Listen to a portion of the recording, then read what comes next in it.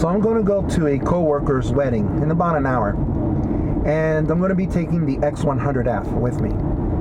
Now, I'm not the official photographer, but I want to know if the X100F can handle itself in a low light situation. And usually in churches there's not a lot of light because there's a certain mood that you want to create. So I'm probably going to be pumping the ISO to probably 6400 because I want the shutter speed to be about 250. Definitely I do not want to put the camera in fully automatic, because sometimes when you do that, the camera will go overboard. If you don't set the limits on the ISO, it can go very high. On the other hand, if you do have it at, let's say, 1600 ISO, that might not be enough so that the shutter speed is covered. The reception is going to be at the Best Western Golden Sales Hotel over here in Long Beach, California. So that is going to be a very beautiful venue. Okay, so I'm going to be telling you a little bit about the pictures afterwards, give you a sense of how the camera performed. So this is the first picture I took outside the church with the X100F, fully automatic in metering multi. And one thing in this situation is really bright.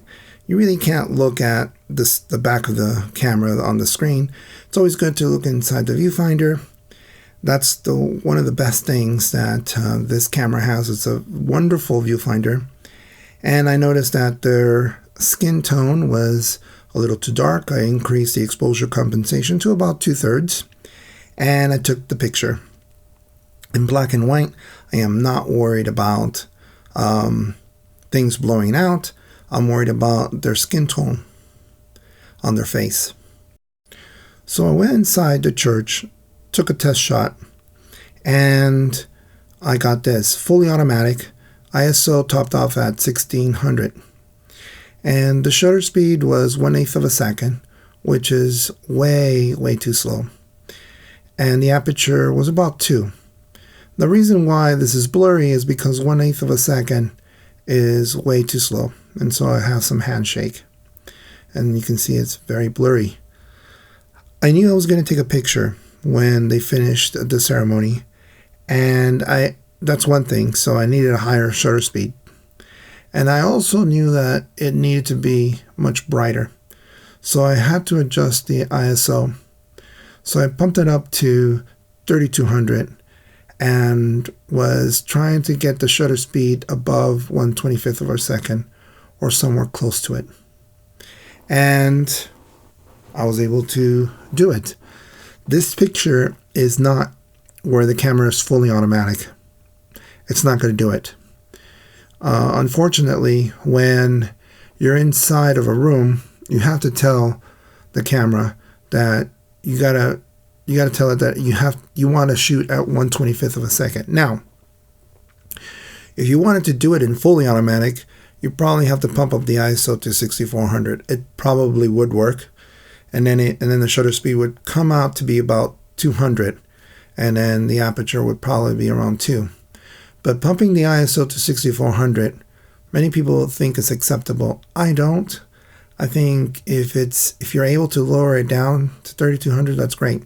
I will have to use ISO 6400 in the following pictures, but in this case, when there's some light coming in, I'm going to try to help the camera in deciding some of the parameters. Same parameters, 3200 ISO, shutter speed at 1/25 of a second, and the aperture can be anywhere it wants to be. Definitely more light, so the aperture is probably a little bit higher. The metering is still in multi-mode. Definitely, if I did spot metering, it could have looked different. And this could have been done differently too. I could have had it so that it would be a silhouette. So perhaps if I didn't want to pump up the ISO so much, maybe lower it down. Maybe I could have gotten that, make it more darker, but the camera was able to handle it very well. The next thing I wanted to do was to create a short video. So the first thing I did was to find the correct exposure. Actually, I let the camera have its own aperture, so the automatic aperture, as well as the shutter speed. I put it in automatic. The frame rate was at 60 frames per second because I wanted to slow it down. And I wanted to see if it had that video quality, which it does. And the ISO, surprisingly, was all the way up to 3200. I thought it was going to be higher, but it wasn't. Eventually, it's going to get to 6400 when I take some pictures, more towards the evening. As you can see in the background over there, there's some windows and the sun was coming in, so there was some sunlight coming in, and the lights on the top was it was well lit. So 3200 was the exposure that I felt comfortable with in terms of ISO, and 2/3 overexposed. So it's in continuous autofocusing, and the couple is coming in. And you can see that if I cut the video from here forward, it's great. It looks awesome. The camera understands what the subject matter is. Now, right here, it's going to slow down. I had the face recognition off. I'm pretty sure if I had it on, it would probably hunting all over the place. And I'm pretty sure in manual mode, it doesn't allow you to use the joystick, just like the XT2 does. But, you know, in this type of situation, I could have probably did a better job. Perhaps I should have pumped it up to 6400 and then put the shutter speed at 120 because of the frames per second was at 60, and then let the aperture, move the aperture as much as I can, maybe to 8 if it allowed me to go up to 8. And then I can have that depth of field that perhaps I would have been more comfortable with, and so the focusing would be more in control. But again, this is just an experiment. This is the first time I used the X100F in this type of setting. So I'm probably going to have more experience in the future trying to figure out how to do that better. So I started going around taking some pictures. I didn't use any flash in any of these pictures. Many of these pictures are right out of the camera. A few I did, use the raw file because I felt it could have a little more color or something. But the majority of these are straight from the camera.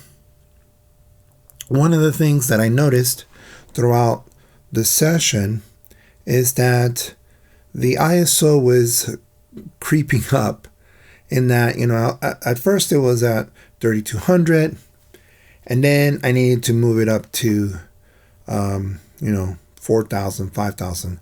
When you take black and white pictures, of course, you're not too worried about noise. But I noticed that as it was getting darker outside and the mood was changing because they changed the light setting in the room, I had to pump up the ISO all the way up to 6400. And I'm never comfortable moving up to 6400. When I had the XT1 and the X100T, I was never comfortable at 6400. The only thing that I am comfortable with is 3200. But in this situation, I pumped the ISO to 6400, and it didn't do too bad of a job. Sure, there's some noise patterns that you can see, but it's not as bad as I thought. If you wanted to get rid of that noise, per se. One thing I would do is definitely get something like the XT1 or the XT2, and then get something like the 16 millimeter lens, which goes up to what, 1.4, 1.2. I had that lens, and it was amazing because a lot of light goes in. Oh, look at that. That happened a few times where it was trying to hunt, but most of the time it was doing good. I think when I increased the ISO a little bit, it wasn't hunting as much. Some of the pictures that you see here, the light was diminishing, but overall it did a great job. And of course there's a lot more to talk about, but I think it did a good job.